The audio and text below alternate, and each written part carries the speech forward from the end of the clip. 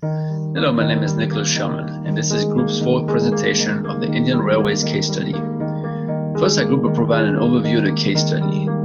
Then we will compare the expectation of the leadership team in comparison to the expectation of the IT project team and discuss the alignment of the organizational history and mission of the railroad. We'll then provide recommendations to the leadership using the facts from the case. And finally, we will answer the question, should they proceed with the enterprise modernization despite the risk of failure and the resulting impact on the mission? So in the Indian Railways case study, the author presented challenges faced by the technology managers at this railway company. The authors explained due to the growing competition from the road and airline services, Indian Railways ultimately decided to change its business rules in order to keep up with the competition. However, the current passenger reservation system, although reliable, is now proving inflexible to match the new business requirements. Indian Railways is contemplating replacing its system. So the passenger reservations is three main objectives. The first is to meet the public's demand, and it's also to provide a better working settings for the employees, and the reduction of unethical practice in the reservation procedures. So now let's look at the passenger growth over the last few years. According to the authors, out of the 11 million passengers who ride into the train, roughly 550,000 have a reservation.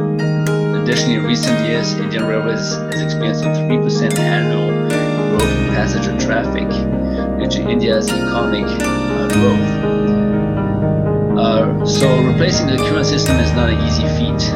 Technology management fear that the consequences associated with conceivable failure of the new system are far too serious.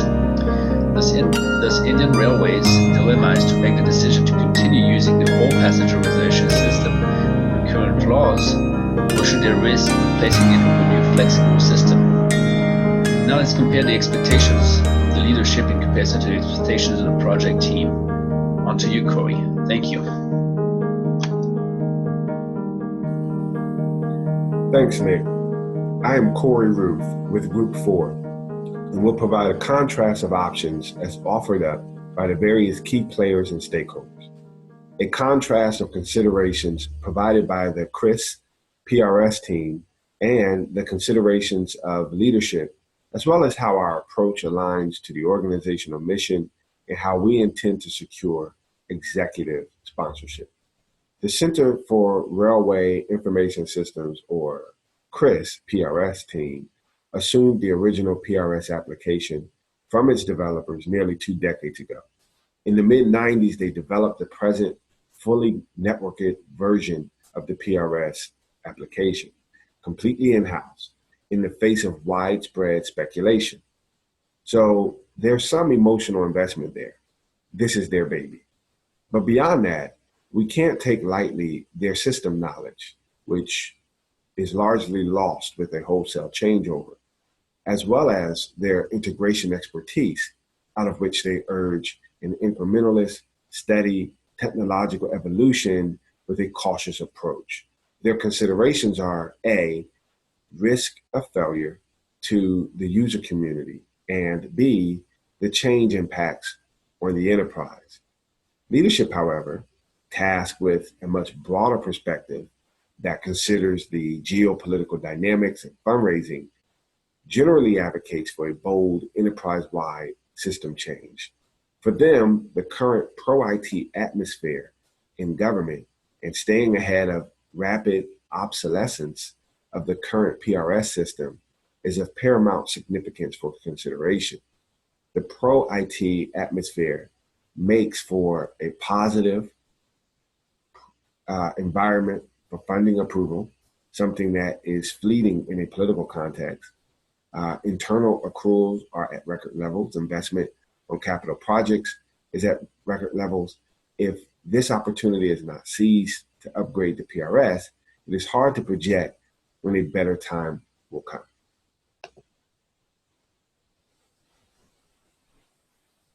So then, how does this align with the organizational mission, and how will we secure executive sponsorship?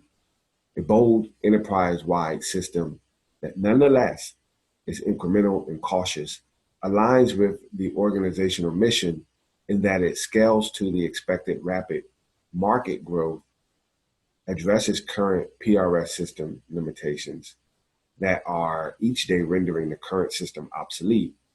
And finally, it aligns to current government priorities, which results in an increased opportunity for funding approval. So we intend to leverage existing leadership support to secure executive sponsorship by presenting a comprehensive system transition and change management strategy that at once addresses risk of failure to the user community and change impacts to the enterprise. Thank you. Jose?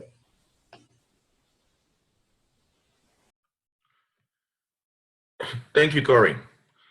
There are some reasons that allow us to make the following recommendations. First, there's a clear need for modernization because the system need scalability. Basically, the current PRS system only processes 15% of all tickets sold on a daily basis, which roughly 1 million. We're expecting that in the future, that amount is going to increase exponentially, so the system needs to be flexible to increase its bandwidth in terms of processing new sales. It has to be on a standardized technology, so if the people that implement the system leave the company, we are sure that it could be fixes any glitch or any bug appear of it needs to be expanded. It has to be able to react rapidly to competitor strategy, such as low-cost airline, for example, the implementation of an upgrade system. Then we are also looking that it has to be customer-centric because that's where the organization is moving, and it has to join basically the databases that have been separated until now are reserved ticket purchases and unreserved ticket purchases. It has to allow for internet access, especially mobile phones. You need to take into consideration security, and it cannot be a cut-over process. It took 20 years to go from one PRS system to over 1320 systems. So there's going to be a timeline where all the legacy system and the new system have to be operating jointly until everything is finished and the legacy system can be turned off. Next on is going to be Ty. Thank you. Thank you, Jose. This is Ty Mayberry. And to conclude, we must align modernization goals with Indian Railways' mission and vision statements. We must leverage the existing support for the project, but also acknowledge and address the other factions against our recommendation. Gaining an understanding and appreciation for their point of view will be critical to our success. We do not expect a consensus on this recommendation, but we must stay focused on the project goals and roadmap. We will create a modernization center of excellence to support this project, as most complex ideas have naysayers and challenges.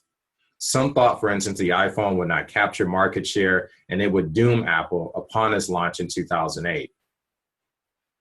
Another group against replacing the PRS believes the existing system is underappreciated. The main point to make here is that PRS has performed amazingly. The issue is it was built in 1985. In 1985, India was a third world country.